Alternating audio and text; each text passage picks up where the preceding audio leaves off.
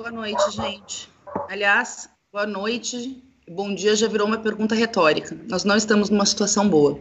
O Brasil caminha para passar por uma das piores crises que a nossa geração já viveu. E, infelizmente, nós temos um psicopata presidente da República. Por isso, nós também fizemos uma série de iniciativas que nós vamos comentar nessa live. Nós queremos agradecer a presença de todos e todas aqui conosco, que estão entrando nos canais, no YouTube, no Instagram e no Facebook. Agradecer muito a presença do professor filósofo Vladimir Safatli, não só na live junto conosco, mas em toda a construção do pedido de impedimento e na elaboração teórica e política, assim como o Roberto Robaina, que vocês conhecem, é nosso dirigente nacional do PSOL, além de vereador em Porto Alegre, lá na capital do Rio Grande do Sul, e também um elaborador teórico de todo esse processo que levou a nós, eu, Sâmia, David e mais de 200 pessoas, inclusive os nossos convidados, a entrar com o pedido de impedimento do presidente. O título do nosso debate hoje é Porque é preciso parar Bolsonaro. E não é um trocadilho à toa, é diante de uma situação gravíssima. Enquanto esse psicopata passava a tarde na Ceilândia, numa das áreas mais vulneráveis aqui do Distrito Federal, cumprimentando pessoas, de novo descumprindo todas as medidas sanitárias recomendadas pela Organização Mundial de Saúde, recomendadas nesse momento gravíssimo que o nosso país está vivendo, nós registramos até o meio da tarde 4.136 casos de Covid-19 no Brasil e mais de 124 mortes, sendo que mais de 80 são no estado de São Paulo. Então, nós estamos muito preocupados e tem que levar em consideração que esses dados podem ser subnotificados. Em todos os estados, a gente sabe que boa parte das pessoas que apresentam sintomas não estão sendo testadas porque os testes não chegaram. Nos países que tiveram uma letalidade menor, um amplo sistema de testagem foi feito antes mesmo da Covid entrar, garantindo que aqueles que viessem de outros países, numa pandemia que já atingiu 180 países e quase 500 mil pessoas, fossem testadas rapidamente e, portanto, a letalidade ficou muito mais baixa. Em contraposição, nós temos experiências de países que não pararam ou demoraram para entrar em quarentena, como foi o caso da Itália. E todos os dias a gente vê mais de centenas de mortos na Itália. Pessoas sendo levadas em caminhão do exército, porque a família sequer pode enterrar os seus parentes diante da gravidade da situação. Médicos e enfermeiros tendo que escolher quem vão atender e muitos do sistema de saúde contaminados pela Covid-19 por falta de equipamentos de proteção individual. Um colapso nos serviços de saúde. Enquanto todos os países do mundo, todos, estão fazendo alguma das medidas de isolamento social, garantindo renda mínima e condições para que os trabalhadores não tenham que escolher entre morrer de fome ou contrair coronavírus, o Brasil é o único que tem um presidente que a todo momento tenta acabar com as medidas sanitárias. Não é à toa que ele chamou, via SECOM, essa carreata, essas manifestações que o Brasil não pode parar. Teve que voltar atrás quando a justiça entrou em ação, porque, obviamente, é muito descabido essa posição do Bolsonaro. Mas quem acha que é ingenuidade está muito enganado. O professor Vladimir Safatli escreveu um texto, O Estado Suicidário. Vale a pena a leitura, eu não vou entrar porque o professor vai ter bastante tempo para conversar conosco aqui, mas não é ingenuidade. Nós temos um psicopata e um criminoso à frente da presidência da República, e é por isso que é fundamental, inclusive para conter o coronavírus, derrotar Bolsonaro. Por isso, no pior momento da nossa história, a gente achou que era importante nós pedirmos o impedimento do presidente e criarmos um movimento social e político muito grande. Já são 45 mil assinaturas no nosso pedido de impeachment. E eu te peço, você que está nos ouvindo, que assine, que compartilhe no WhatsApp, que compartilhe no Facebook, que peça a assinatura da mãe do pai para que a gente chegue a 1 milhão e obrigue o Rodrigo Maia a receber o nosso pedido de impeachment. Está nos nossos sites, né? O meu é www.fernandapessoal.com.br, /fora Bolsonaro. Vocês podem entrar lá e assinar. E é por isso também que eu quero já passar para minha companheira Sâmia Bonfim, não deixando de registrar que é uma fraseologia mentirosa do Bolsonaro, que as pessoas não têm opção. O governo deveria estar dando opções. Ele adora lamber botas para o Trump, e o Trump está dando um seguro de $1.000, injetou mais de $1 trilhão na economia. Ele é puxa-saco do Boris Johnson, e Boris Johnson está pagando 80% dos salários dos trabalhadores. Nós aprovamos na Câmara, nessa semana, uma derrota do Bolsonaro, que foi a renda mínima, e ao invés de garantir que a renda mínima chegue rapidinho na vida das pessoas, ele faz chantagem com o povo, porque quer jogar os corpos dos brasileiros e brasileiras ao léu, enquanto garante a saúde dos mercados e bota em risco a vida de 200 milhões de brasileiros e brasileiras. Então, contamos com vocês nessa luta. Muito obrigada pela audiência. Seguimos firmes, fora Bolsonaro, para que a gente possa garantir a vida do nosso povo.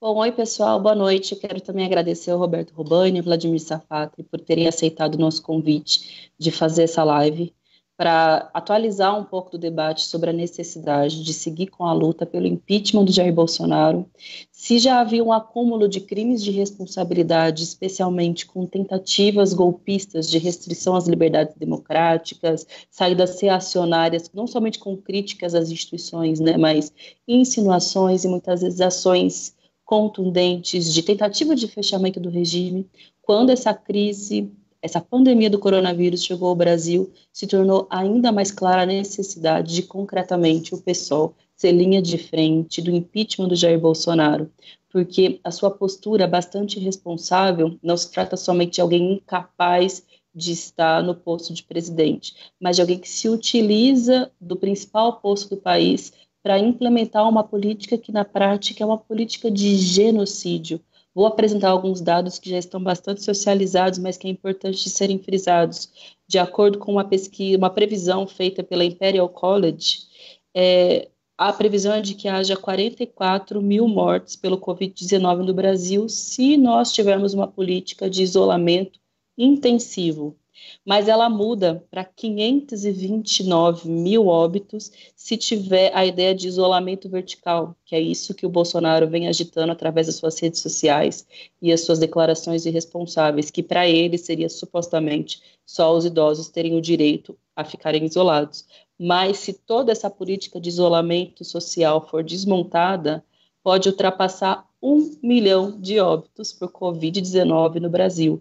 Então, a gente não está falando de nenhuma fantasia ou de nenhuma histeria, como ele gosta de dizer de maneira bastante irresponsável, mas é a partir de dados científicos e a partir da experiência do que acontece nos outros países, que é indispensável que as pessoas estejam em casa. E que um líder de Estado deveria estar fazendo nesse momento é, em primeiro lugar, garantir políticas de saúde pública para que as pessoas sejam atendidas. Então, para que existam leitos, aparelhos respiradores e UTIs o suficiente no Brasil, tem um operativo muito forte para isso, garantir o orçamento para que isso se implemente, e para isso também garantir condições de trabalho para os trabalhadores da saúde, que estão com jornadas extenuantes, nem sequer têm direito a EPI, a materiais de proteção e a materiais de higiene, mas também garantir proteção social a todos os trabalhadores e trabalhadoras do Brasil, para que o isolamento seja de fato constituído como um direito, porque muitos bolsonaristas, inclusive por isso, chamaram essa carreata irresponsável que, felizmente, foi desmontada a partir dessa decisão do Ministério Público Federal. Nós, do PSOL, entramos com ação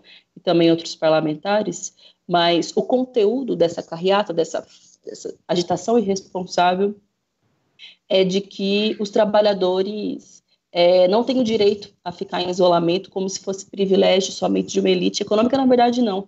É possível fazer com que o país tenha condição de manter os trabalhadores em isolamento social, somente o trabalho indispensável, de fato, na rua, para que a população seja atendida na área da saúde, na área da segurança pública. Por isso, o nosso pedido de impeachment é combinado com as exigências de que vá adiante uma política de saúde pública e de proteção social. E se enganam aqueles que acham que, primeiro, a gente precisa garantir saúde pública e direitos de proteção social e depois fazer a luta contra o Bolsonaro, porque hoje ele é o pior empecilho para a manutenção desses dois itens. Não é exagero dizer que Bolsonaro hoje é ainda pior do que o próprio coronavírus, porque a sua ação impulsiona o poder destrutivo e letal do Covid-19. Por isso a nossa luta, por isso o PSOL, através da líder do PSOL que está lá em Brasília, Fernandinha Melchiona, tem intervido para garantir que as nossas pautas e bandeiras consigam ir adiante mesmo nesse processo de dificuldade de mobilização popular, mas também a nossa luta para derrubar definitivamente o Bolsonaro da presidência da República. Obrigado, passo agora para o David. Olá, todo mundo que está chegando aí, muito boa noite para todos e todas. A explanação das minhas companheiras foi maravilhosa. Boa noite, Vladimir, boa noite, Robaina. É muito bom ter vocês aqui, a gente está muito ansioso para poder escutar vocês. Esse momento que o nosso país passa é crucial, né? As pessoas que entendem o que acontece com o país se colocarem de frente. E, assim, eu tenho muito orgulho de a gente estar nessas fileiras, colocando as nossas caras, colocando a nossa integridade, o nosso pensamento político, a nossa força política, a nossa potência, todos nós juntos, né? Nessa potência para poder falar que o Bolsonaro é um genocida, que a política dele vai matar muita população. Aqui no estado do Rio de Janeiro, a gente já está vendo os focos nas favelas e nas periferias, que vai ser um dos lugares que, diferente de outros países, aqui vai ser um dos locais que vai pegar mais e é onde vai matar a maior população, porque vai ser onde as pessoas não têm água, não tem como, tem racionalização de água, não tem mantimentos, são pessoas que estão com trabalho precarizado e não estão podendo trabalhar nesse período.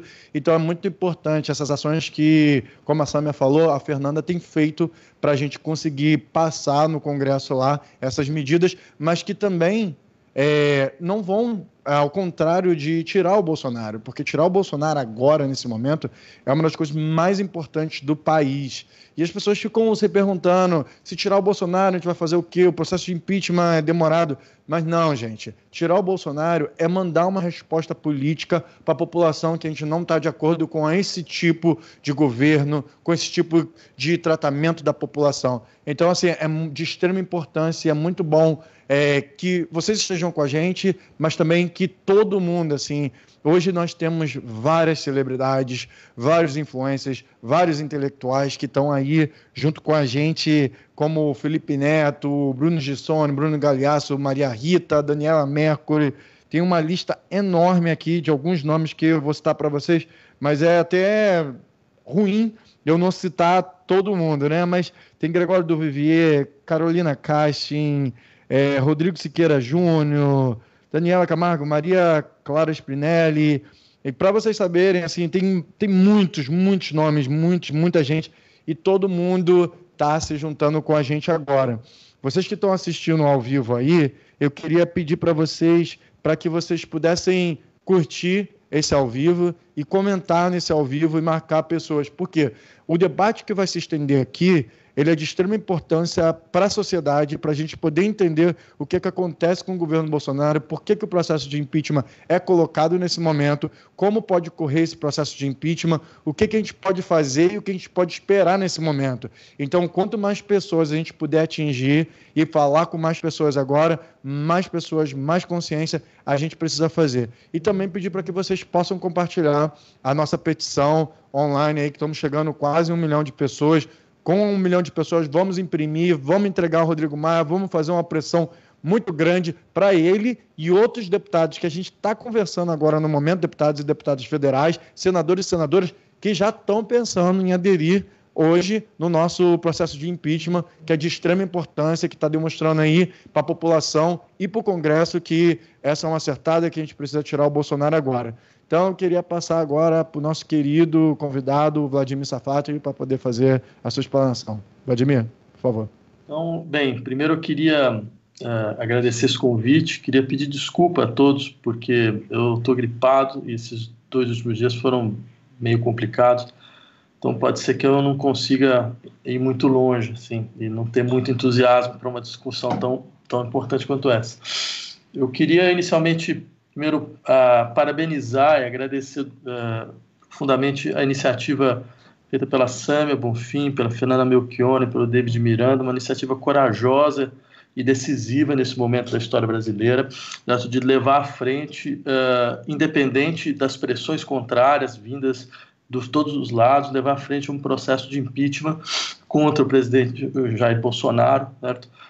E um processo que conseguiu mobilizar a opinião pública de maneira muito clara e e evidente, estamos aí quase com 1 milhão de assinaturas, isso demonstra claramente, né, aquilo que nós já sabíamos por pesquisas, né? Eu lembraria de uma pesquisa que saiu na semana passada, que indica que 47% da população brasileira quer o impeachment, né?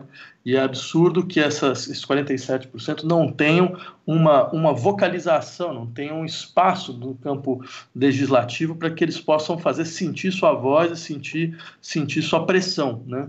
O que nos coloca uma série de questões sobre o que está acontecendo de fato com as forças de oposição nesse país. Mas eu queria insistir em 2 questões. A primeira delas é por que o impeachment, certo?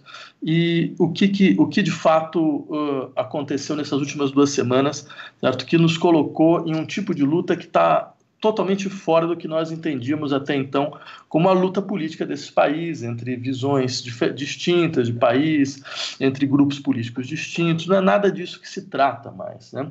Nós sabemos que o Brasil é hoje praticamente, depois que o México, enfim, resolveu, o seu presidente, López Obrador, resolveu assumir a necessidade de aplicar a quarentena no seu país, o Brasil é praticamente o único país que está vivendo uma situação dramática, absolutamente dramática, porque se não fossem os governadores, nós estaríamos numa situação de responsabilidade absoluta e crônica no que diz respeito ao futuro da vida, literalmente da vida da população brasileira, certo?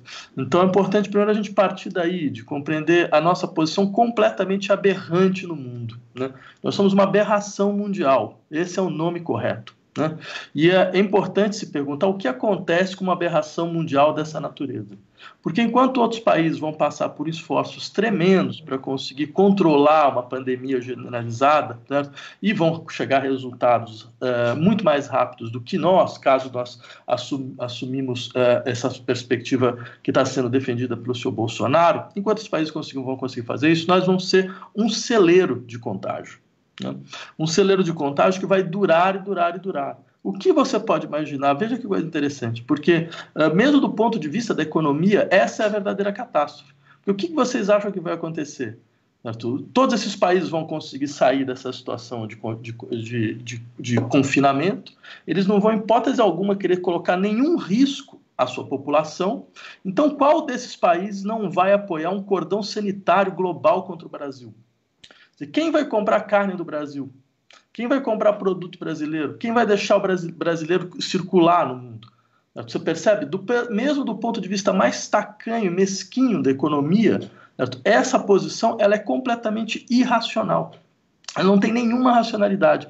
Mesmo esses ditos empresários que aparecem, né, a cada dia afirmando que, afinal de contas, o que são 5 mil mortes, o que são 7 mil mortes em relação ao funcionamento da economia, até mesmo no interior da lógica deles, o que eles estão falando é uma coisa completamente sem sentido, certo? Porque o fato central não é esse, o fato central é, bem, mas o que vai acontecer com a economia brasileira se nós não tomamos medida nenhuma, se nós somos o único país do mundo que vai para uma outra direção, né? Esse é um ponto que eu gostaria de insistir. Quer dizer, isso demonstra, entre outras coisas, um tipo de enraizamento, certo, do que significa, afinal de contas, governar e gerir esse país, que se mostra agora. Porque como é que a gente chegou nesse absurdo? Como é que a gente chegou nessa aberração? Pelo simples fato de que a pessoa que ocupa o governo hoje, ela aplica uma lógica que sempre foi a lógica aplicada nesse país, que é a lógica, em última instância, de que, olha, tem mortes que não contam, tem mortes que não fazem a menor diferença, que é a lógica de um Estado escravocrata, que o Brasil nunca conseguiu ultrapassar. O que é um Estado escravocrata? Um Estado escravocrata é um Estado que faz uma distinção entre 2 tipos de sujeitos. Um tipo é aquele que vai ser reconhecido como pessoa. Então, se ele morre, tem luto, tem dolo, tem choro, tem história, tem narrativa, né? Só que tem um outro grupo maior, que são sujeitos que são tratados como coisas. Então, quando eles morrem, não tem luto, não tem dor, não tem narrativa, só tem número, não tem mais nada. Isso sempre foi assim, todos nós sabemos. Nosso país foi governado dessa forma, sempre, né? Ou seja, governado dessa maneira, você tem um Estado que mata indistintamente setores da população, certo? A gente está sabendo, por exemplo, hoje, no estado do Rio de Janeiro, 40% das mortes do Rio de Janeiro são feitas pela polícia, né? Agora, a questão interessante é quem é morto pela polícia? Né? Quem são as pessoas mortas pela polícia? Qual é a cor das pessoas que são mortas pela polícia? Qual é a classe das cores das pessoas que são mortas pela polícia? Certo? Então, essas questões demonstram muito claramente que a gente está diante de uma lógica de governo. Sempre funcionou assim. Só que agora tem um dado novo. É que essa lógica do engenho, do senhor de engenho, né, da fazenda latifundiária, dessa que diz, olha, o engenho não pode parar, porque o que é um escravo, outro escravo morrer? O que é 5 mil escravos? O engenho não pode parar. Né? Só que essa lógica agora está sendo aplicada para toda a população. Pela primeira vez, ela está sendo explicitamente aplicada para toda a população. Certo? Para alguém que diz, olha, que diferença faz? Vai ter morto. A vida é isso. A vida é vida e morte. Certo? Então, é claro que a gente percebe de uma maneira muito clara uma lógica de suicídio no interior dessa dinâmica governamental. Certo? Por quê? Entre outras coisas, pelo simples fato de tentar lutar, custe o que custar, não só por um processo... Desculpa. Não só por um processo de acumulação, né? Pela preservação de um certo processo de acumulação que é típico do nosso país, mas principalmente, eu diria, porque tudo isso trata-se, na verdade, de lutar contra um afeto que pode nascer agora e que pode mudar muita coisa, que é o afeto de solidariedade genérica. Certo? Isso, talvez, uma experiência como essa pode produzir a compreensão de que todos nós dependemos um dos outros, que nós temos uma relação de profunda dependência e vulnerabilidade. Que se tem um bando de louco que sai na rua para fazer carreata, certo? Isso não é um problema deles, isso é um problema nosso. Porque eles vão não só alimentar um processo de contágio de pandemia, eles também vão num dado momento, necessitar do serviço público de saúde, eles vão estar ocupando lugares de pessoas que foram muito mais responsáveis do que ele, e, no entanto, foram afetadas. Certo? Então, ou seja, fica muito claro, de uma maneira muito forte, a ideia de que a sociedade vem primeiro.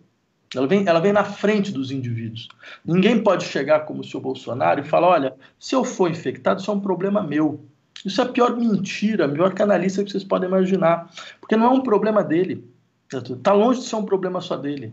Vai ser um problema de toda a sociedade. Porque não só porque ele vai ser uma fonte de contágio, mas num dado momento ele vai utilizar o sistema de saúde. Ele vai ocupar um espaço que já está sendo ocupado por outra pessoa, que poderia estar sendo livre se ele tivesse sido responsável. Então, ou seja, e o que é interessante é como isto não existe na consciência de uma parte da população brasileira. Como isso sequer passa na cabeça, certo, de um setor da população brasileira que o apoia. Né? Então, há de se perguntar isso, se essa não é a verdadeira questão, porque vocês percebem, se você consegue mostrar e efetivar a importância de uma sociedade na qual solidariedade é o afeto central, então cai por terra todo o discurso dessas pessoas, toda a lógica econômica de concentração dessas pessoas, toda essa coisa, olha, mas é cada um por si, né? Toda essa ideia de que não, mas você não precisa de alocar recursos astronômicos para serviços públicos como saúde, como educação, coisas desse tipo, cada um faz como achar melhor. Certo? É toda essa lógica que quebra, porque vocês podem ter certeza, essa pandemia ela não vai ser a última. Talvez ela seja simplesmente a primeira. Certo? Outras virão. Numa sociedade global extremamente conectada, certo? Com processos biotecnológicos irreversíveis, seria completa ingenuidade imaginar que isso foi um ponto fora da curva. Isso é algo que, de uma certa maneira, nós vamos ver outras vezes. Então, o que isso implica? Isso implica uma outra forma do que significa governo. Certo? Implica que a gente repense radicalmente o que significa governar. Porque governar vai ter que ser também estar preparado para esse tipo de situação. Ter os instrumentos para esse tipo de situação. Por exemplo, Taiwan foi um país que conseguiu ter um nível muito mais baixo, mesmo estando do lado da China. Por quê? Porque depois de todas essas experiências de pandemias, eles desenvolveram uma estrutura para estar preparado para essa situação. Só que estar preparado para essa situação significa mudar radicalmente o que consiste o processo de concentração de acumulação de renda nesse país. Significa mexer com as bases do país. Né? Seja, quando o Bolsonaro faz essa falácia de dizer, olha, vocês estão aí, cada um nas suas casas, vocês podem se virar, mas o povo não consegue se virar, o povo é pobre, então o povo vai ter que trabalhar, vocês estão um pouco se importando com o povo, quando vocês falam uma coisa dessa, porque eles vão ter que morrer de fome, todo esse tipo de coisa. Certo? Essa falácia é pior de todas, porque, é claro, existe uma terceira alternativa. Não tem só duas. ou você fica em casa, ou você sai e morre, ou você vai lá para o seu trabalho, que vai ser um celeiro de contágio, né? Existe uma terceira. O Estado paga para as pessoas ficarem em casa. Numa situação como essa, que é uma situação equivalente a uma situação de guerra, o Estado preserva a sociedade, ele não destrói a sociedade. Certo? Ele vai tentar, de uma certa forma, preservar a integralidade da sociedade de todos aqueles que fazem parte dela. Né? Então, ou seja, o Estado teria completa condição de dar 3 meses de salários para que as pessoas não saiam de casa. Certo? De onde vem esse dinheiro? A gente está falando de um país, entre outras coisas, por exemplo, que tem um imposto de grandes fortunas que é um imposto constitucional que nunca foi aplicado. Os cálculos que nós temos, porque, claro, essas fortunas são todas escondidas, variam de 80 bilhões de reais a 200 bilhões de reais. Né? Então, mesmo um ou outro, você já tem um volume enorme de dinheiro à disposição do Estado, só em relação a isso. Nós estamos falando de um Estado que tem 350 bilhões de reservas, certo? Que ele utiliza para tentar eliminar choques especulativos. Quer dizer, esse dinheiro está à disposição. A gente está falando do Estado que gasta 400 bilhões de reais por ano para pagamento da dívida pública. Dívida pública é uma dívida que entre outras coisas, quem são os detentores da dívida pública é a elite rentista e ociosa desse país e o setor financeiro desse país, que podem muito bem deixar de receber seus rendimentos durante esse tempo para que a gente possa preservar a vida, literalmente, preservar a vida das brasileiras e dos brasileiros. Certo? Só que essas pessoas, esse setor, é exatamente o setor que traz até hoje no seu bojo essa lógica, que é a lógica colonial brasileira, que é a lógica da ocupação, do saque e do escape. Ou seja, eles formaram assim, saquear o país e fugir. Simplesmente. Só que agora eles não têm mais para onde fugir porque não tem para onde sair. Né? Só que eles permanecem nessa lógica. Por isso que eles não têm nenhuma forma nenhuma de solidariedade mínima nesse momento. Então é a sociedade que vai ter que colocá-los contra a parede, que vai ter que retirar deles aquilo que eles roubaram da sociedade, certo? Dentro dos seus processos de espoliação, dentro dos seus processos de financiarização, dentro do seu processo de saque do Estado, de utilização do Estado para os seus interesses privados. A sociedade tem que ir atrás deles, tem que pegar esse dinheiro para que ela possa se defender. E é claro que esse processo, mais uma vez, eu termino um pouco por aí, ele muda radicalmente a sociedade brasileira.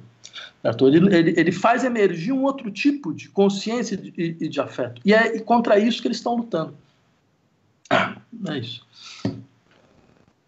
Muito obrigado, Safati, por essa explanação importantíssima para a gente, sempre com muita lucidez, né?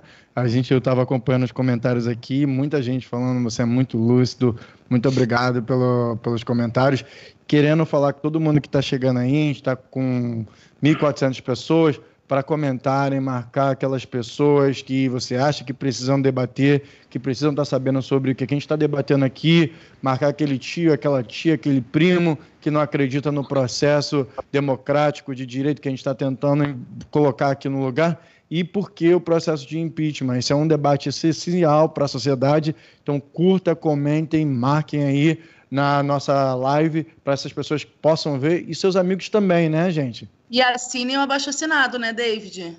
Exatamente, tem que assinar o abaixo-assinado. Dá aí o endereço da tua página para como é que as pessoas podem assinar.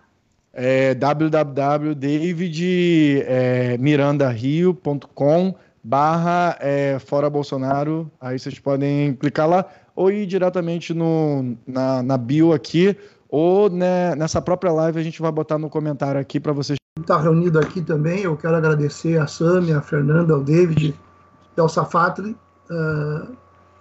Nós temos uma situação tremendamente grave, né? Uma crise de proporções inimagináveis e uma situação onde a nossa capacidade de previsão ela está muito reduzida. Nós temos a não ser uma capacidade genérica de que nós vamos ter uma situação de confrontos cada vez maior, no mundo e no Brasil. É preciso ter isso presente, que nós vamos ter uma situação de confrontos crescentes. A grande questão é que tipo de confronto nós vamos ter e que tipo de ideias vão se fortalecer a partir dessa experiência traumática que a humanidade toda está vivendo e que o Brasil vive essa experiência com um elemento adicional, que é o tipo de presidente que nós temos. Não é só no Brasil, mas o Bolsonaro consegue ser, de fato, hoje, o pior presidente que se tem notícia, né, em escala internacional e todos os que me antecederam já colocaram um pouco sobre isso. Eu queria focar mais a minha fala sobre a questão do impeachment em si. Quais são as nossas possibilidades reais? Porque, de fato, o movimento que foi feito, a entrega do protocolo, e foi uma entrega num momento específico, onde nós tivemos um dia onde estava anunciado que nós teríamos um grande panelaço contra o Bolsonaro.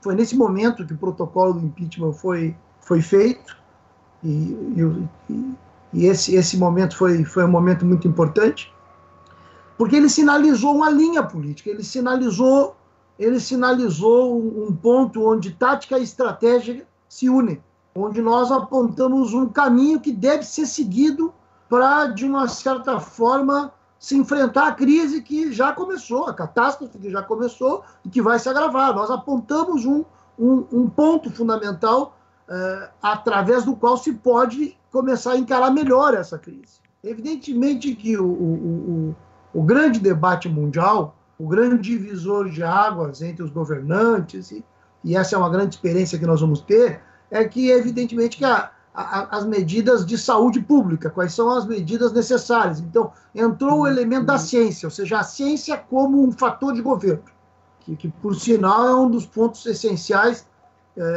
que nós devemos lutar para fortalecer, porque pode ser uma das grandes conclusões, e se isso ocorrer, nós vamos ter um elemento positivo de uma experiência traumática, que é fortalecer a ideia da ciência como um elemento de governo, que tem a ver com a Organização Mundial da Saúde, com as indicações da Organização Mundial da Saúde. Justamente a crise do Bolsonaro e a necessidade da sua queda ficou ainda mais evidente quando justamente o Bolsonaro, além de tudo que ele já fazia antes, no ano de 2019, tudo que ele significa como projeto de contra-revolução preventiva e de liquidação das liberdades democráticas, se somou a um componente que era o componente de negação da ciência. Então, isso se somou dois tipos de crise, dois tipos de problema, dois tipos de obstáculo absoluto em relação à necessidade do país. Por um lado, as necessidades de liberdades democráticas, de espaço público que nós tínhamos de 2019, e depois a necessidade da defesa de uma orientação básica, científica, de saúde para salvar o país. E o Bolsonaro negou e nega as duas. Então, o pedido de impeachment tinha essa fundamentação. O que é um ponto que é importante? Primeiro, a representatividade, eu acho que todos já falaram. Esse entusiasmo que todos nós manifestamos quando vemos gente importante assinando. E eu nem lembro o nome de todos, não vou citar, mas agora, eu não sei se a Fernanda falou na live, ou se falou antes, quando nós estávamos nos encontrando, a da Mônica De Bolle, que assinou. Não sei se falaste na live, Fernanda. Acabou de me mandar os dados, já compartilhou no Twitter e vai entrar na petição junto conosco. Isso Mônica é uma maravilha. Isso é uma maravilha porque mostra uma amplitude muito importante do pedido de impeachment. Mostra um elemento de unidade civilizatório, democrático, básico. Então, eu sei, e aí entra um debate, eu tenho todo um setor, inclusive dentro do pessoal. Eu fico muito orgulhoso dos 3 deputados aqui, que são as 2 deputadas e o David, que foram ponta de lança, porque mesmo no pessoal houve incompreensão. E há incompreensão sobre essa necessidade tão básica. Não há incompreensão de que tem que tirar o Bolsonaro. No pessoal, todo mundo concorda que o Bolsonaro tem que tirar. Ninguém defende o Bolsonaro no pessoal, porque senão já seria uma loucura ter alguma liderança do partido defendendo o Bolsonaro. Mas a necessidade de um time político e de um partido ser protagonista de uma perspectiva inovadora, de mostrar uma oposição que faz, de fato, um trabalho de vanguarda, nem todos entendem. Por quê? Por que eu estou dizendo isso? Porque aí entra, tem primeiro uma dimensão. Na verdade, eu sou daqueles que acreditam o seguinte: esse pedido de impeachment, ele tem, inclusive, ele tem uma dimensão ética e tem uma dimensão política. Na dimensão política, é a análise do tempo, né, da oportunidade. E aqui nós achamos que a oportunidade era de já fazer o protocolo. A dimensão ética é que há momentos em que a questão geral, a questão ética geral, ela se concentra num ponto. Então, é um ponto de decisão. E o ponto de decisão de apoiar, o sujeito pode, inclusive, do ponto de vista político, acreditar que, bem, aquilo talvez não seja o momento tático adequado de fazer o protocolo. O sujeito pode achar que, não, isso vamos esperar mais para fazer um processo com mais gente, com outros partidos, com outras instituições, para dar mais corpo para o protocolo e para dar mais viabilidade para essa tática que tem ligação com a estratégia, porque não é só um problema tático, é um problema estratégico, porque para o país é necessário que o Bolsonaro saia, para a salvação do país é necessário que saia, mas ele tem um componente ético na medida que é um ponto de decisão, quando não é possível, mesmo que o sujeito politicamente ache que pode não ser o momento, quando está protocolado o impeachment, é um ponto em que se decide eticamente de que lado se está. Então, por isso que cresceu tanto o abaixo-assinado, por isso que vai crescer mais, por isso que teve um enorme sucesso essa iniciativa, porque tem muita gente que está percebendo que esse é um ponto que concentra um elemento de decisão, sim ou não. Sim ou não pelo impeachment. Sim ou não pelo impeachment já é um componente ético de escolha. Já não é só uma questão política, já é uma questão ética. E eu acho que nisso é muito importante se conseguir 1 milhão de assinaturas e desse 1 milhão de assinaturas se fazer uma luta política para aumentar a capacidade da sociedade de interferir na política, porque aquilo que o Safatli falava sobre de que tipo de oposição nós temos, essa é uma tragédia que nós temos, porque é um tipo de oposição, infelizmente ainda majoritária, que não percebe justamente a necessidade de nós termos um sujeito político que tem alguma ligação com esse enorme sujeito social que existe hoje, que não aguenta mais o Bolsonaro e que diz que com esse presidente não se pode mais, nós não podemos ser a vergonha do mundo, nós não podemos ser a tragédia do mundo, não pode ser o Brasil o pior país, a pior experiência, o pior trauma que a humanidade vai ter. Então, esse elemento ético é um elemento que dá muita amplitude, muita força para esse protocolo. Eu acho que nós temos que apostar nele, porque muita gente está pensando. E um dos grandes pontos que nós vamos ter que tentar sair desse trauma com triunfos é se o pensamento político avançar, se as pessoas tirarem mais conclusões do que está ocorrendo.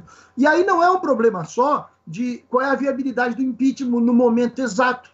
Porque no momento exato, e aí é o cálculo errado daqueles que entendem a política como simplesmente um cálculo da possibilidade dada uma condição determinada, e não perceba justamente que fazer política revolucionária, ou política de inovação, ou política de mudança real, significa criar novas condições de possibilidades, aqueles que só fazem o cálculo a partir do que é possível numa situação determinada, bem, esses só lhes resta esperar a luta que vai existir, que já está existindo e que se vai intensificar entre os setores burgueses que no Brasil estão divididos. Então, eu não tenho dúvida de que agora nós temos um enorme... O Maia, quando deu uma entrevista há pouco tempo, chegou a comentar, não há motivo para impeachment, e o jornalista ainda perguntou, ainda?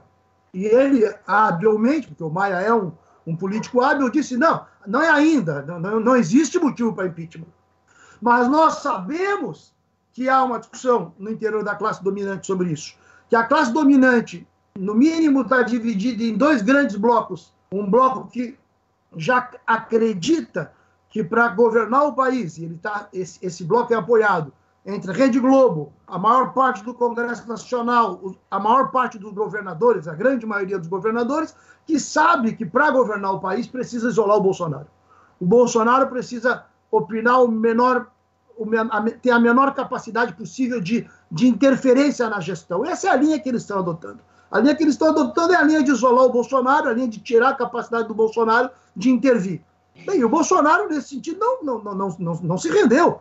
O Bolsonaro não se rendeu, e a atividade hoje na Ceilândia, essa canalice que ele fez na Ceilândia, essa irresponsabilidade mostra que ele não se rendeu.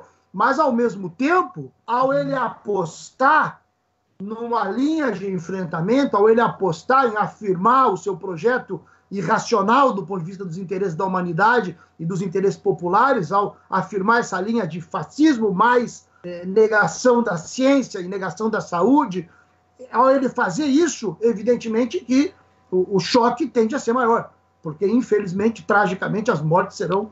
O David falava de como o povo pobre vai sofrer mais, porque esse vírus atinge a todos, mas ele atinge a alguns mais do que a outros, porque as condições e as possibilidades de isolamento social, de quarentena social, não são iguais para todos. Nós sabemos disso, uma parte do povo brasileiro não tem essa possibilidade, e nós, desse ponto de vista, temos que insistir, sim, e de modo muito firme na necessidade da renda básica, de aumentar a renda básica, e é um dado, visto que é importante, eu tenho insistido nisso, porque tenho escutado com muita atenção os economistas burgueses liberais que conhecem a economia, como Armínio Fraga, como Pércio Arida, como André Lara Rezende, que faz tempo já tem dito isso. Não há necessidade sequer, atualmente, não há necessidade de recursos para... Ou seja, não precisa dizer de onde sai agora. O Estado tem a capacidade de endividamento público para fazer as políticas que permitam as pessoas fazer a quarentena, o isolamento, que permitam dar renda para aquelas pessoas que não têm nenhuma possibilidade de ter renda se não estão na rua fazendo um biscate, vendendo qualquer mercadoria, enfim, os camelôs, os ambulantes, o pessoal que trabalha nos aplicativos, essa massa humana que são mais de 100 milhões de brasileiros que necessita de uma renda básica imediata e alta, e eu sei que os nossos deputados estão fazendo essa luta e estão fazendo bem. Eu sei que a Fernanda, a Sâmia e o David conseguiram, inclusive, ampliar para que tivesse que a questão das mulheres fosse mais incorporada nessa proposta que foi votada no Congresso. Então, mas tem uma luta enorme pela frente ainda sobre isso. Mas, bem, então, essas são bandeiras fundamentais, que aí o Safatli falava do tema das grandes fortunas, que já foi uma pauta da Luciana Genro em 2014 na campanha eleitoral. Essas pautas vão se atualizar. E, evidentemente, que vai ter uma luta política enorme para se saber que conclusões que vão se tirar depois dessa crise, porque a burguesia vai querer evitar essa pauta. Eles podem até aceitar tocar no tema grandes fortunas, mas eles não vão realmente fazer a discussão de que o Brasil tem uma parte dos grandes capitalistas que são de uma riqueza enorme, que tem bilhões e bilhões de recursos. Eles não vão, os capitalistas não vão querer tirar, assim como os bancos não vão querer deixar de ganhar. Na verdade, nós temos uma discussão aqui que envolve programa para o futuro, saúde pública universal gratuita para todos. Acabou isso de banco privado? Para que banco privado? Os bancos têm que ser todos públicos estatais, com crédito público garantido para todos. São debates que nós vamos ter que fazer no futuro, eu sei disso. Mas, nesse momento, o grande debate é exigir que os governos garantam a alimentação necessária, a renda necessária para o povo e, ao mesmo tempo, ir discutindo para o futuro quem é que paga essa conta, porque a conta vai vir e nós sabemos que os capitalistas vão querer que essa conta seja paga pelo povo. E eu quero deixar claro o seguinte, com isso termino. O impeachment, eu sei, como o Maia respondeu daquele jeito, o que está claro? Há uma luta entre a burguesia. E é muito possível, é óbvio que o Bolsonaro na medida em que está governando, pode ganhar. Ou seja, a grande necessidade de derrubar o Bolsonaro já e a grande força do protocolo do impeachment é que ele aponta qual é o caminho. Por quê? Porque enquanto o Bolsonaro governar, ele pode ganhar. E se ele ganha, é um nível de liquidação nossa, que era o que a Sâmia falava, né? O dado máximo, digamos, que essa epidemia pode atingir se não se toma medidas de restrição da mobilidade social, é mais de 1 milhão de pessoas, quer dizer, uma loucura completa, é uma mortandade absurda, de uma guerra enorme. Bem, essa é a linha do Bolsonaro, essa seria a consequência da linha do Bolsonaro. Então, o Bolsonaro se fortalecer significa mais gente morrer, e depois o Bolsonaro conseguir sobreviver significa mais risco para as liberdades democráticas, para a liberdade de imprensa, para a liberdade de pensamento, para a liberdade de reunião, de organização, etc. Então, tirar o Bolsonaro é chave. Embora nós saibamos que a burguesia ainda está fazendo essa luta e quem sabe, e eu acho que essa é a perspectiva mais provável, é que eles esperem, que eles tentem isolar o Bolsonaro e que, na medida que as contradições se aprofundem, eles tratem de afastar o Bolsonaro de alguma forma, fazendo do Bolsonaro o fusível da classe dominante. Eu acho que seria uma vitória, eu acho que é importante que seja isso, que ocorra isso, mas isso já significaria o impeachment tomado e governado, digamos assim, administrado pelo Rodrigo Maia e pela classe dominante. Como nós não somos os administradores do Estado burguês, não nos cabe esperar por eles. Como nós não somos aqueles que gerenciam esses negócios entre eles para ver como o poder vai se arranjar diante do fim do Bolsonaro, nós temos que botar a faca já no pescoço desse presidente E na medida em que nós estamos botando a faca, nós também vamos nos postulando como uma oposição de verdade, e não como uma oposição que espera o Maia, a Globo, os governadores para fazer política. Que eu acho que isso tem muita importância e é uma boa lição para o pessoal, se nós queremos de fato, e isso que é o grande apelo que nós fazemos para todo o pessoal, para que todo o pessoal veja que politicamente é necessário fazer a campanha do impeachment e do ponto de vista ético, a questão do impeachment é um ponto de escolha, onde se diz sim ou não. E dizer não para o impeachment, evidentemente, seria um tipo de escolha ética, onde deixaria a gente que se diz de esquerda à direita da Mônica de Bolle. E eu acho que a Mônica de Bolle está muito bem em ter assinado o nosso impeachment, ela é muito inteligente, e eu acho que às vezes a ética e a inteligência se combinam, e por isso que eu acho que tem gente que está acertando, independentemente de concordar politicamente conosco. E nós estamos ganhando espaço, e esse espaço ganho tem que servir para organizar a sociedade, para nós fortalecer ideias verdadeiramente democráticas e anticapitalistas, para sair desse trauma com alguma experiência real e positiva. É isso, meus amigos e minhas amigas. Paro por aqui. Gente, foi um luxo, né? A fala dos nossos convidados. Eu não paro de receber aqui os WhatsApps e os comentários. Eu quero agradecer muito a contribuição do Safatli e do Roberto. E eu acho que tem 2 pontos que apareceram muito aqui e que eu queria perguntar para vocês, em especial, começando pelo Safatli, que está gripado, para quem entrou agora, e segue aqui conosco desde o início da live. A gente já tinha dito que ele ficasse à vontade em qualquer momento, né? Porque a gente precisa dele curado, né, para seguir a luta junto conosco em torno da luta contra o Bolsonaro em defesa do povo. A primeira delas foi o tema da saúde. O Roberto falou da importância de colocar a saúde no posto de mando, é óbvio, né, a ciência, e nós estamos passando nesse momento por uma responsabilidade enorme do governo, que foi o corte de bolsas de doutorado e de mestrado.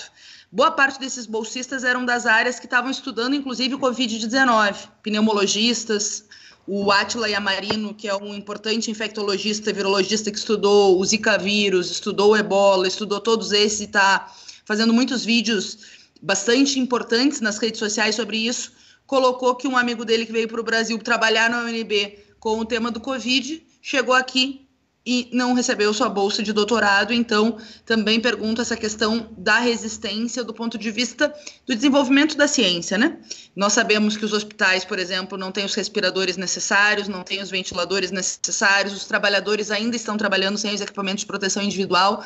Então, parte do nosso programa e de luta contra o Bolsonaro também é proteger esses profissionais. Então, apareceu essa pergunta. E para o Safatli, apareceu muito, porque o primeiro texto do Safatli foi muito importante, o segundo também, eu recomendo os 2, né, o Estado Suicidário, que ele trabalha muito com essa lógica que ele desenvolveu aqui, dessa Constituição histórica do Brasil, né, de sempre ter quem pode morrer e quem não pode morrer, o cidadão de bem e o cidadão de mal, escravagismo, genocídio dos indígenas, ditadura, violência policial, mas que agora é virado contra toda a população por uma lógica e não por uma ingenuidade do Bolsonaro. Mas no primeiro texto ele trabalhou com os 2 elementos que mais apareceram do ponto de vista da esquerda com relação ao pedido de impeachment. Porque o pedido é agora, né? E o tema da correlação de força, quando é óbvio que os socialistas não podem esperar a burguesia definir, obviamente tem que apontar também o caminho e tentar construir uma nova direção nesse momento que o país vive. Mas o segundo, o tema de que assume o Mourão, né? Quando, na verdade, a gente tem que pensar no tema do poder destituinte, Safatli. Eu queria que tu falasse um pouquinho, não eu, né? Os nossos companheiros e companheiras que nos acompanham falaram muito sobre essa questão da sucessão. Então, se tu puder trazer um pouco para nós. Queria, então, só falar sobre essas 2 questões. A primeira delas, sobre a questão do tipo de governo que a gente espera em relação à saúde. Olha, desde a primeira proclamação dos direitos humanos, no final do século XVIII, né, na Revolução Francesa, um dos direitos fundamentais eram 4. Um deles era o direito à segurança. E a segurança significa a segurança da integridade física da pessoa. Né? Então, o que faz um governo como esse? Ele atenta contra um direito humano elementar, que é o direito à segurança. Né? E eu insistiria, e ele faz isso em nome de uma espécie de ser porta-voz dos preconceitos do homem comum, né? Ou seja, aquele que acha que não, mas que história é essa de coronavírus, de 1 milhão de mortos, isso aí está completamente fora do senso comum. Então, ou seja, é claro que para isso ele precisa desqualificar todo tipo de reflexão, certo? Que faça com que ele perca poder. Porque qual que é o problema dessa discussão com a ciência, tal, com as universidades? É que ele perde poder, certo? Que ele tem que se submeter a um outro poder, né? Ele tem que ser um poder que vai dizer, olha, o fato é, né, que a gente tem um processo que pode chegar a tantas pessoas mortas, né? Se você não faz isso, isso vai chegar a isso. A gente tem condição de criar modelos para chegar em certas situações, tal. Então, eu insistiria muito nesse aspecto, porque é claro, quer dizer, o que está colocando aqui, quer dizer, não é uma questão de que a ciência não admite interpretações. Claro que ela admite interpretações, certo? Mas você admite interpretações a partir de dados que são bastante evidentes, certo? O que ele faz é simplesmente negar os dados, né? Ele chega e fala, não, mas não morreu tanta gente assim. A questão dele é outra coisa, é uma lógica paranoica completa, né? Existe um processo psíquico que chama escotomização, né? É quando, por exemplo, eu estou olhando para vocês e falo, não, mas o Roberto não está aqui. Não, mas como assim? Está na sua vida? Não, ele não está aqui, né? Então, a gente está fazendo exatamente isso, que é a lógica do governar é a arte de fazer desaparecer. Esse país sempre foi assim. E, claro, a gente está falando de um sujeito que veio do porão da ditadura militar, um sujeito que, para quem o grande herói dele é um torturador. O que é um torturador? É um cara que faz desaparecer corpos, entendeu? É um cara que some com os corpos, que você nunca viu, certo? Então, claro, assim que ele se formou com essa lógica, a lógica de saber desaparecer corpos, entendeu? E ele acha que ele vai conseguir fazer isso no Brasil inteiro. Ele acha que vai conseguir transformar o Brasil todo numa operação Bandeirantes, entendeu? Você vai utilizar a mesma lógica. Então você vai ver, quer dizer, não é que você vai ter corpos que vão estar no caminhão do exército, não, ele vai tentar esconder, vai tentar jogar em outra rubrica, vai tentar dizer que não morreu, que não é bem assim, vai falar, não, mas como assim, é que o Dória tem interesses, e por isso que ele está aumentando os números, todo esse tipo de coisa. Mas é claro, uma coisa como essa demonstra muito claramente que o grau, não digo de responsabilidade, mas o grau suicida, né? Mas um grau de suicida que nos faz lembrar os piores genocídios da história, né?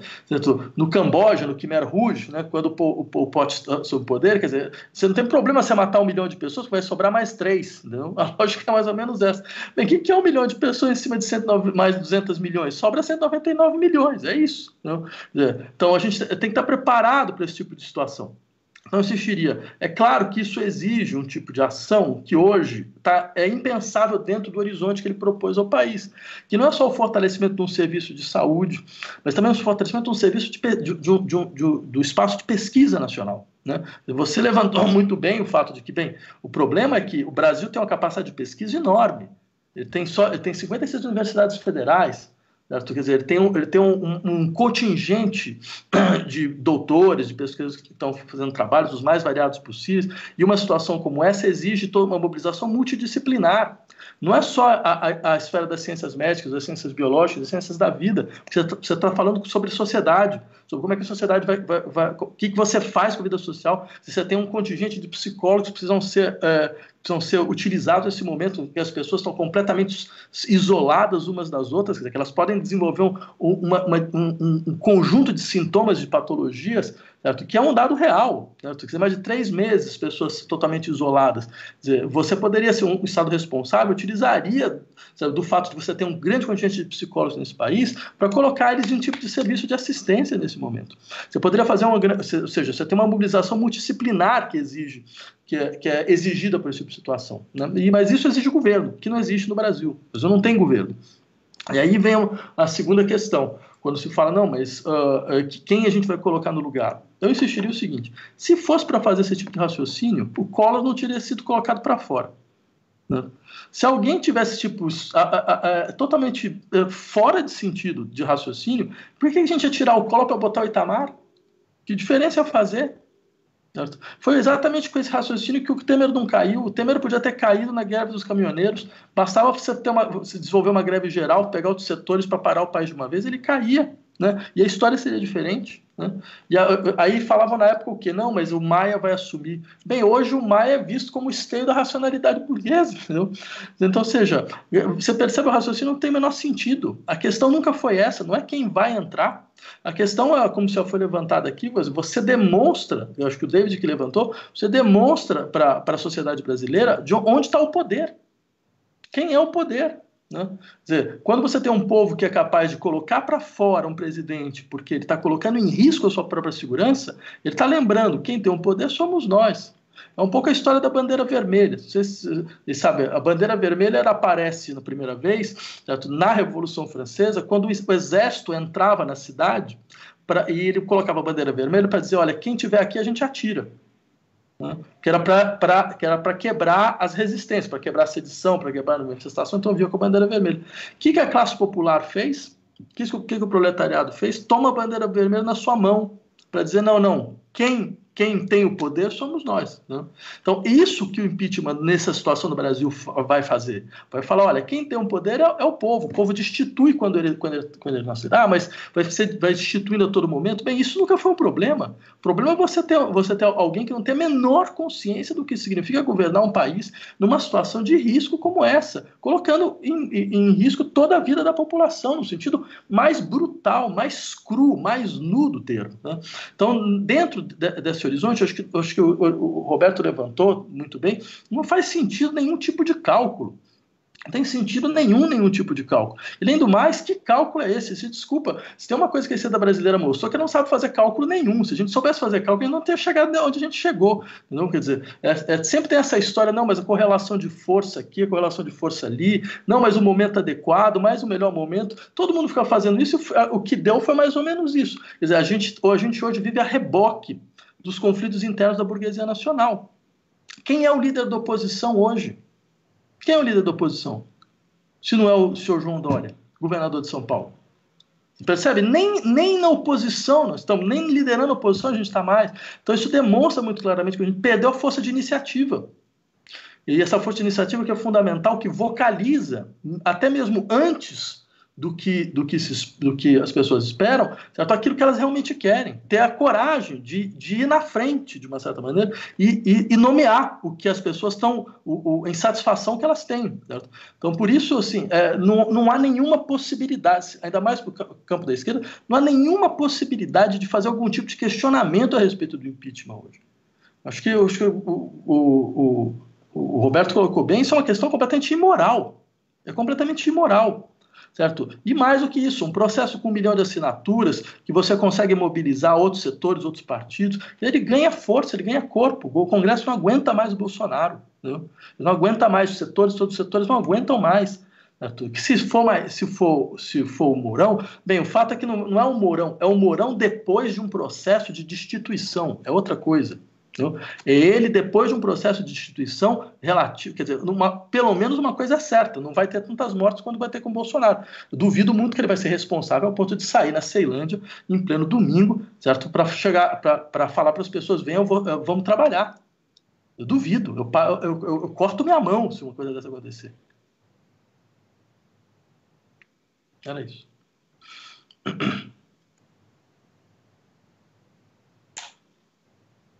Você está com o microfone desligado, David. Pronto, liguei. Lembrando todo mundo que está acompanhando o nosso debate aqui, para vocês comentarem, curtir e colocar todo mundo aí.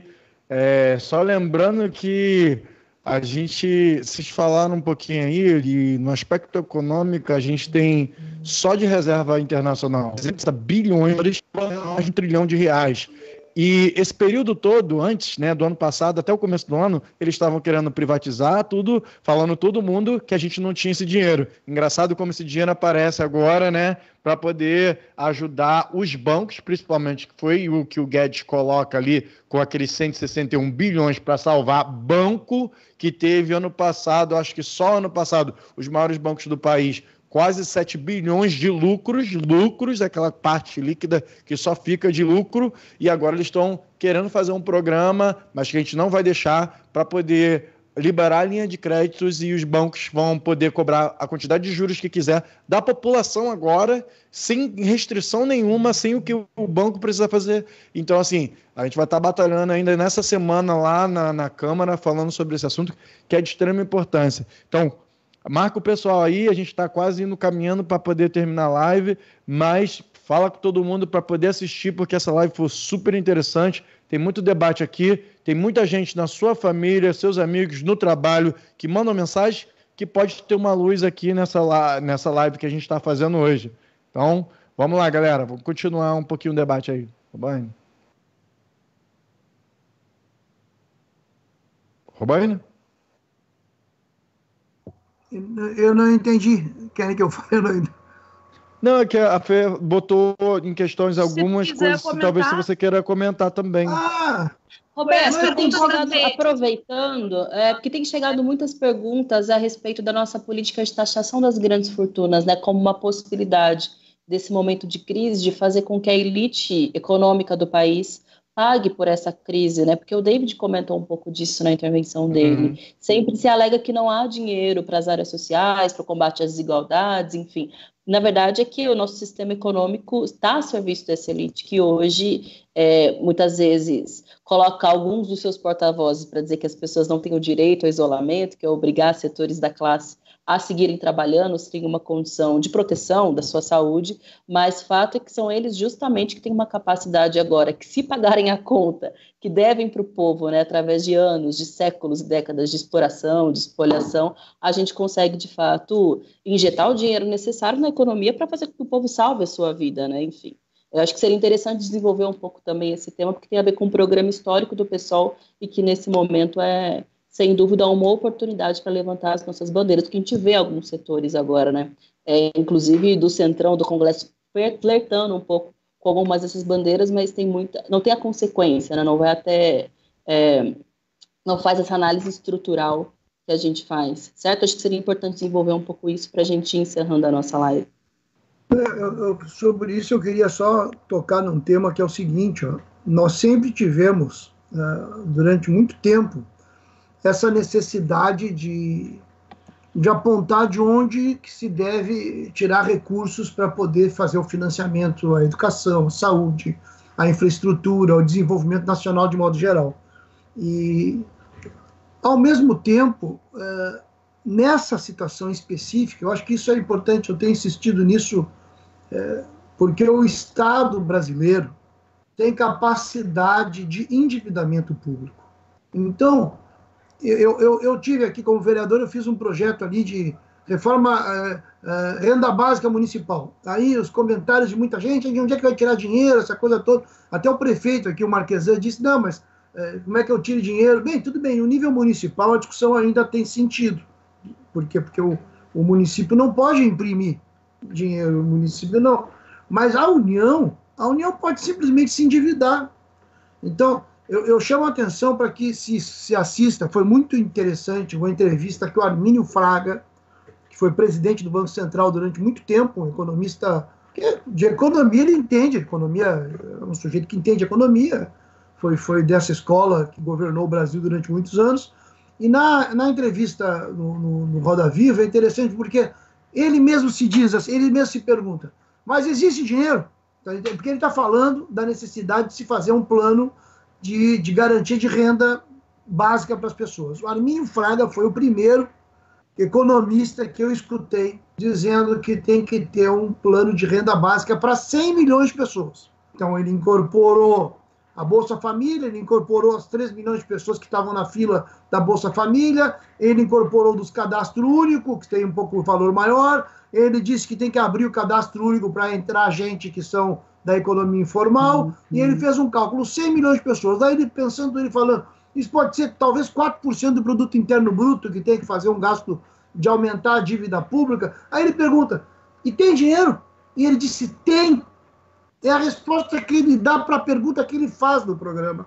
Tem dinheiro? Ele diz, tem muito dinheiro. Não é infinito, mas tem.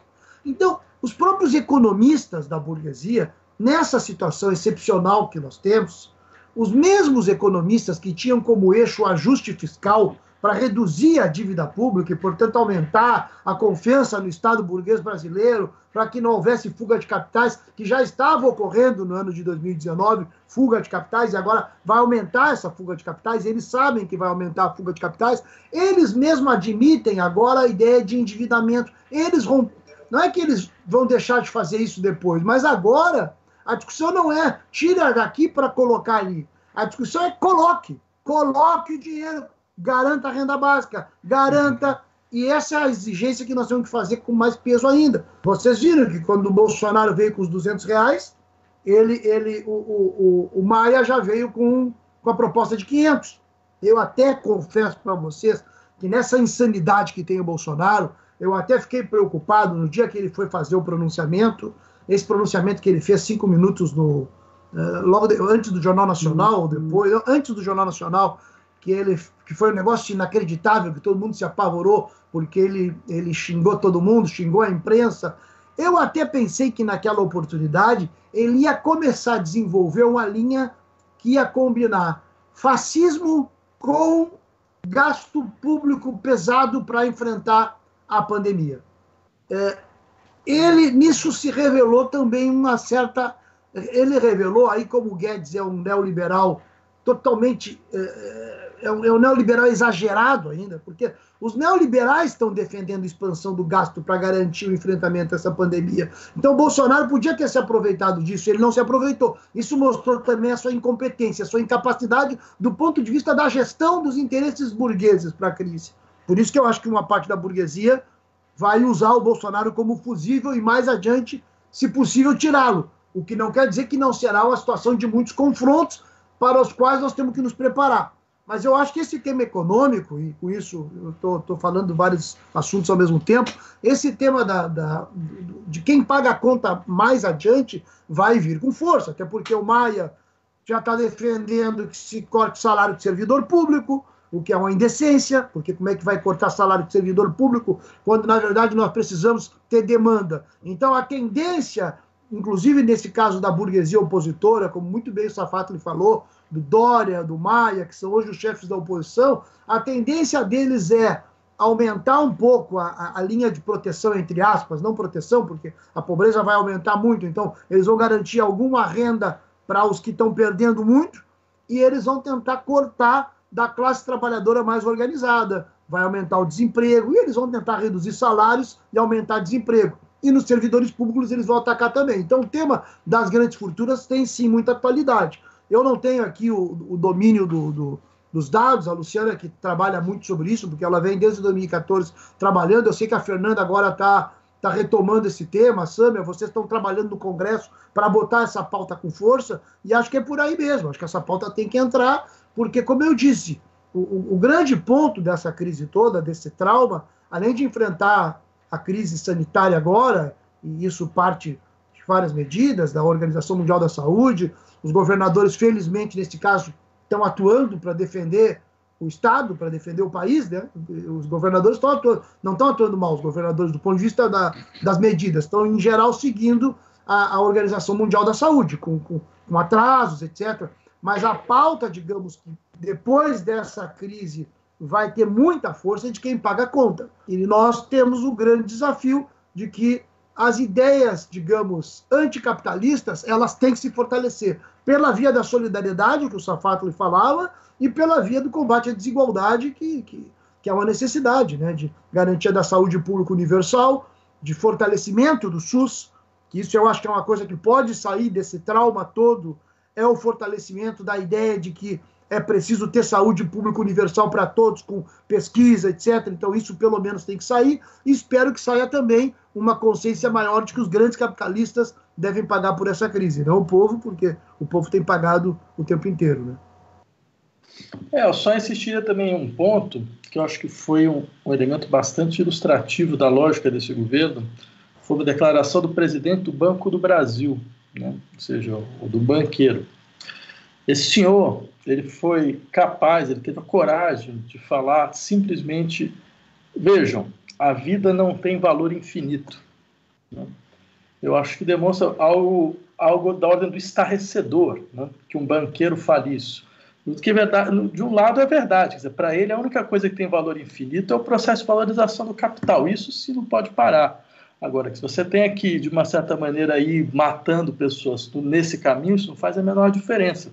Eu acho que isso demonstra muito claramente o que é a lógica desse governo. Eu acho que o Roberto mesmo levantou, quer dizer, a gente podia até esperar que ele recuasse, né, tivesse alguns tipos de medidas de expansão de gastos, certo? Medidas de consolidação de políticas públicas, certo? No momento onde a sociedade espera uma resposta nesse sentido, certo? Ou se ele fosse minimamente mais inteligente, um governo de união nacional, certo? Uma conclamação à união do país, certo? Dentro de um momento tão decisivo quanto esse, mas não há nada disso, né? Porque aqui é um laboratório mundial desse tipo de política, de um neoliberalismo autoritário e fascista, né? Então não tem como dar um passo para trás, né? Então, aqui vai ser testado tudo que há de pior, isso está ficando cada vez mais evidente, certo? Quer dizer, onde não vai ter nenhum recuo, não é não possível nenhuma dinâmica de recuo, ao contrário. Certo? E eu volto a insistir, essas pessoas elas não vão sequer diante das montanhas de mortos, elas vão parar. Elas vão simplesmente falar, não, mas isso não foi bem assim, tem mortos de todas as outras, tem mortos que estão misturados, isso não é verdade. É um pouco como a dinâmica do nazismo, entendeu? O sujeito negou até o momento, até hoje, você pega as pessoas, você leva para o campo de concentração e fala, olha, eles falam, não, isso não existe. Isso não foi bem assim, teve outros interesses, os interesses que não estão presentes aqui, não foram 6 milhões de judeus mortos, e a gente conhece isso muito bem, então a gente tem que estar preparado para isso. Simplesmente para dizer, é importante a gente estar preparado para uma situação de guerra, né? Deve ter ficado claro, num momento como esse, que não há nenhuma possibilidade de alguma forma de diálogo, de alguma forma digamos assim, de solo mínimo de consenso, certo? Com esse setor, não é com o governo, com esse setor da população, um setor que o apoia, um setor que sai à rua para fazer carreata, para que as pessoas possam voltar para o trabalho, para se contagiar cada vez mais. Não é só tentar negociar, tentar dialogar com eles, é tentar dialogar com uma situação de genocídio, certo? Essas pessoas elas saíram completamente de qualquer possibilidade nesse sentido. Então é importante a gente estar preparado para isso. A gente vai ter que estar preparado para uma situação de guerra contínua, né? Uhum. Isso é importante, viu? Eu acho que o Safatli, de uma certa forma, sintetizou. Infelizmente é isso. Nós vamos ter que estar preparados para uma situação de guerra contínua.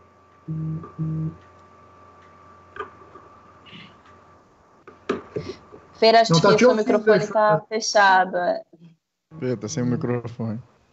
Não, nada. Eu ia comentar, só que começou os panelaços já sei que Sâmia começou a ouvir em São Paulo, então já vai pegar a panela para ir para a sacada, né? Porque nesse momento que a gente está em isolamento e a gente não é irresponsável, né? Responsável é o presidente, a gente tem outras formas de se mobilizar e os panelaços são muito importantes, né? Que sejam a marca do descontentamento com esse governo, assinar o nosso abaixo-assinado nas redes, compartilhar com o irmão, com o vizinho, com os amigos e amigas, também ajuda muito. A noite foi excepcional, foi um luxo ter estado com vocês, né? Eu acho que vai ficar essa contribuição nas nossas páginas para que muita gente possa acompanhar o debate de alto nível que se produziu.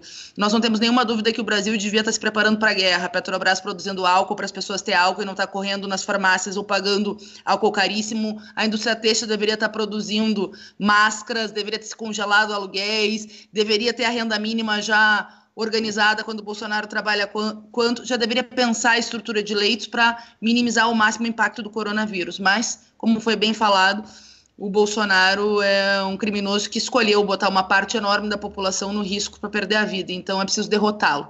É preciso derrotá-lo e a gente apontou um horizonte, a gente apresentou um caminho com essa turma extremamente qualificada e tantos outros que estão conosco. A gente convida a seguir o debate, a luta, agradece muito a contribuição do Safatli, a contribuição do Roberto Robaina, não só aqui nessa live, mas na elaboração política do pedido do impeachment, todas as trocas que nós fizemos no último período. David, se quiser se despedir, Sâmia, e um abraço a todos, a luta segue. Ô Fernanda, só quero dizer o seguinte, aproveitem, quem gosta um pouco de filosofia, leiam as aulas, assistam às aulas do Safatli, leiam os livros do Safatli, são todos maravilhosos. Vou passar 20% do rendimento para você, sim, Roberto. É verdade, mas é verdade.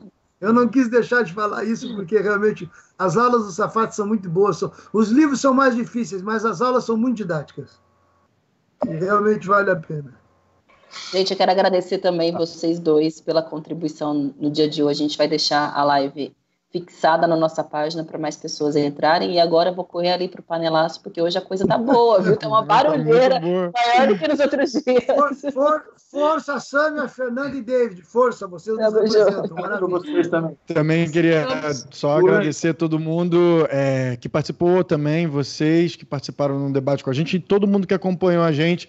para poder assinar a nossa petição, mas também para poder fazer força política. Falem com os deputados federais, as deputadas federais, com os senadores, para eles estarem nesse movimento junto com a gente. Tem muitos que estão querendo sair, está tendo briga dentro de partido para poder fazer essa assinatura, e vocês podem ajudar a gente ter mais força dentro do Congresso, mais força para a gente conseguir botar com que o Maia fique encurralado e aceite esse pedido que é grande, é da população e é urgente para que a população brasileira esteja viva. E todas as questões que a Fernanda... Manda abraço pro Frei. Ele está aqui, está perturbando, as crianças já vieram para cá, os cachorros já estão ladrando, tá uma coisa só por causa do batimento de panela aqui. David, a próxima entrevista pode ser com o Glenn, né? Vamos fazer com ele. Já está super convidado. Gente, então agradecimento, compartilhe isso daí com todos os grupos que vocês precisam que as pessoas vejam esse debate que a gente teve aqui. Safatli, muito obrigado, melhores para você, companheiro. Obrigado, Robaina, obrigado, companheiras, estamos juntos, Obrigada, hein? Gente, vamos para a luta. Boa Até noite. a próxima. Beijo, boa noite. Beijo.